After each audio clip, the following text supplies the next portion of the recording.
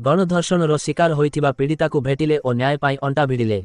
ओडिशा जातीय कांग्रेस गत 3 दिन तले कुईता ढाबा निकटरे जड़े युवती को कराଯାଇथिबा गणधर्षण घटनारे आज ओडिशा जातीय कांग्रेस नारी न्याय बाहिनीर तुंग कर्मकर्ता गण पीड़िता को भेटिछंती। पीड़िता जनक अति गरीब श्रेणी झील और मानसिक स्तर में आहत होइथिबारु ताकू तुरंत क्षतिपूरण सहित सरकारी स्तर में थैथान करने दाबी करिसंती। ओडिशा कांग्रेस सभापति भक्त चरण दास अंक निर्देश में नारी न्याय बाहिनी सभानेत्री गायत्री विश्वाल अंक नेतृत्व में मनीषा दास, मंजुश्री राउतराय, ज्योत्समयी बेहेरा, पिंकी महापात्र, आरती देव सहित पीड़िता रहुथिबा मामू घर हलदियापोसी ग्राम को जाई भेटिथिले। पीड़िता सेमानंक ठारे प्रकाश करिथिला जे घटना दिन से भाईर मनस्कामना और आरोग्य पाई हनुमान मंदिर को पूजा पाई आसीथिला।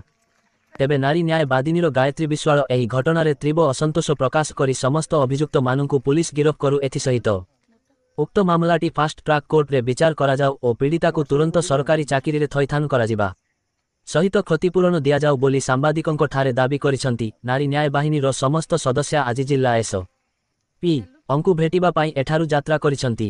कांग्रेस जिला सभापति भुवन साहू, युव सभापति शेख जाकिर, लक्ष्मीधर सिंह, धरणी महांत कर्मकर्ता माने उक्त महिला संगठन सहित पीड़िता को भेटी न्याय दाबी करिसंती।